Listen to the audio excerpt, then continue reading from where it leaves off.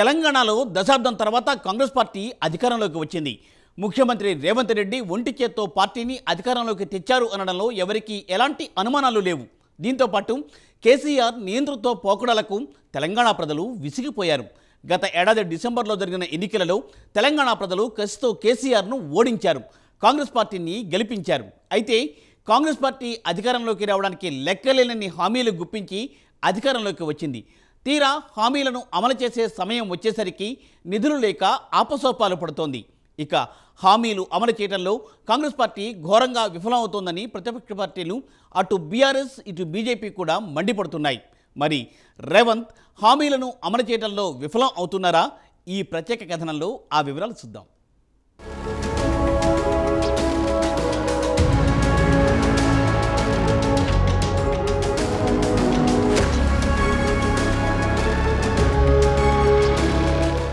ప్రస్తుతం మన దేశంలో ఎన్నికల్లో గెలవాలంటే అలవిగాని హామీలు ఇస్తే గాని గెలిచే పరిస్థితి లేదు.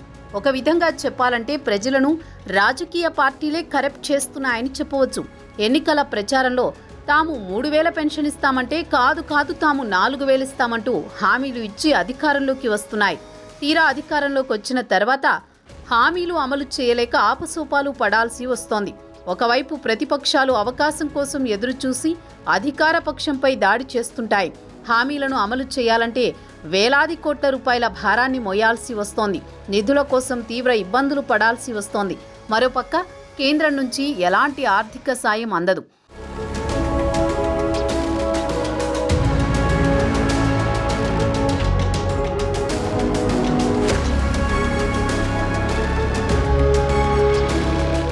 ఇటీవల కేంద్ర బడ్జెట్లో ఆర్థిక మంత్రి నిర్మలా సీతారామన్ కేవలం ఆంధ్ర, బీహార్కు తప్పించి ఏ రాష్ట్రానికి నిధులు కేటాయించలేదు. అలాగే తెలంగాణ ముఖ్యమంత్రి రేవంత్ రెడ్డి బడ్జెట్కు ముందు ప్రధానమంత్రిని కలిసి రాష్ట్రానికి ఉదారంగా నిధులివ్వాలని కోరినా పెద్ద ప్రయోజనం లేకుండా పోయింది. మోదీని రేవంత్ బడే భాయ్ అని సంబోధించినా ఆయన కనికరించలేదని కేటీఆర్ ఎద్దేవా చేసిన విషయం తెలిసిందే. ఇక కాంగ్రెస్ పార్టీ అధికారంలోకి వచ్చిన కర్ణాటకలో కూడా ఇచ్చిన హామీలు అమలు చేయడానికి అష్ట కష్టాలు పడుతోంది. అక్కడ మహిళలు ఉచిత బస్సు ప్రయాణం హామీని అమలు చేసింది. రేవంత్ కూడా ఇక్కడ అమలు చేస్తున్నారు. ఇక ఖజానా నింపుకోవడానికి కర్ణాటకలో సిద్ధరామయ్య ప్రభుత్వం పెట్రోల్పై భారీగానే వడ్డించింది.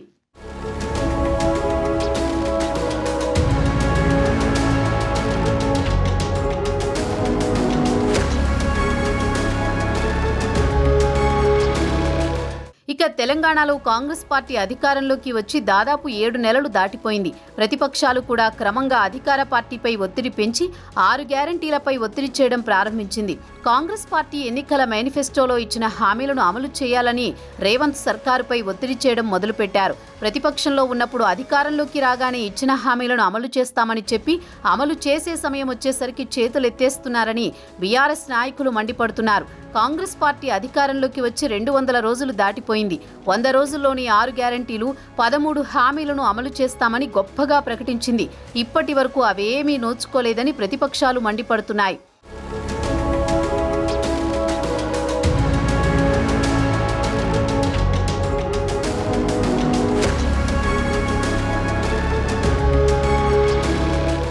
అయితే రైతు రుణమాఫీలో రేవంత్ రెడ్డి కాస్త చొరవ తీసుకుని అమలుకు శ్రీకారం చుట్టారు. మొదటి విడత 1 లక్షలోపు రుణమాఫీని అమలు చేశారు. దశల వారీగా 1.5 లక్షల, తర్వాత 2 లక్షల రుణమాఫీ చేస్తామని చెప్పారు. దీనిపై ప్రతిపక్షాలు మండిపడుతున్నాయి. రుణమాఫీ విషయంలో ముఖ్యమంత్రి చెబుతున్న దానికి క్షేత్రస్థాయిలో అమలవుతున్న తీరుకు ఎక్కడా పొంతన కుదరడం లేదని చెబుతున్నారు. వాస్తవాలు వేరేలా ఉంటే రైతులను మభ్యపెట్టేలా వ్యవహరిస్తున్నారని, అర్హులైన రైతులను తగ్గించే విధంగా ప్రభుత్వం వ్యవహరిస్తోందని, అనేక షరతులను విధిస్తోందని ఆరోపిస్తోంది బీఆర్ఎస్. అలాగే నిరుద్యోగులకు ఇచ్చిన హామీల్లో ఇప్పటి వరకు ఒక్కటి కూడా అమలు చేయలేదని, వారి డిమాండ్ల కోసం నిరసన తెలిపితే పోలీసులతో లాఠీ చార్జీ చేయిస్తున్నారని రేవంత్ ప్రభుత్వాన్ని నిలదీస్తున్నాయి ప్రతిపక్షాలు.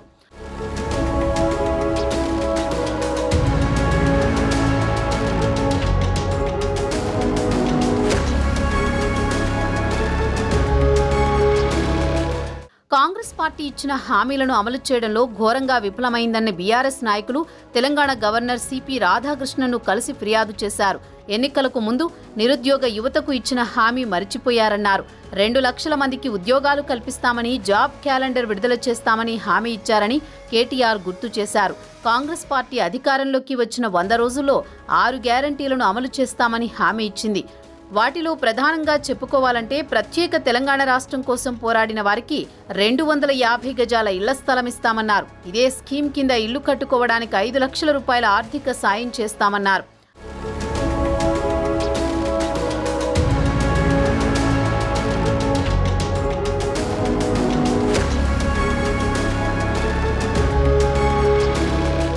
అలాగే సీనియర్ సిటిజన్స్కు నెలకు 4,000 రూపాయల ఓల్డేజ్ పెన్షన్ ఇస్తామన్నారు.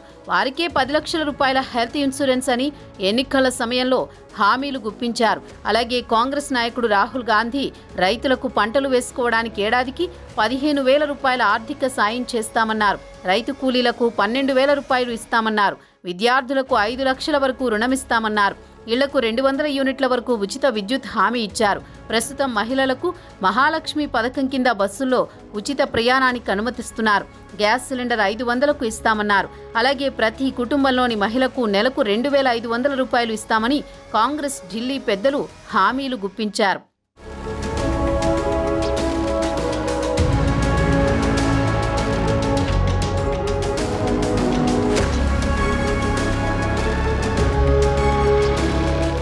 మరి ఇన్ని రకాల హామీలిచ్చిన ప్రభుత్వం వాటిని అమలు చేయాలంటే బడ్జెట్ లేక ఆయాసపడుతోంది. మరి ఇచ్చిన హామీలను అమలు చేయాలంటే ప్రజలపై పన్నుల భారం మోపాల్సిందే. రైతు రుణమాఫీకి నిధుల కోసం రిజిస్ట్రేషన్ ఛార్జీలను పెంచాలన్న ఆలోచనలో రేవంత్ ఉన్నారని వార్తలు వచ్చాయి. మరి మిగిలిన హామీలు అమలు చేయాలంటే ప్రజలపై భారీ మొత్తంలో పన్నులు విధిస్తేనే తప్ప కాంగ్రెస్ హామీలకు మోక్షం లేదని రాజకీయ పరిశీలకులు భావిస్తున్నారు. మరి రేవంత్ హామీలు అమలు చేయడంలో ఎలాంటి వ్యూహాలు అమలు చేస్తారో అందరూ ఆసక్తిగా గమనించాల్సిందే.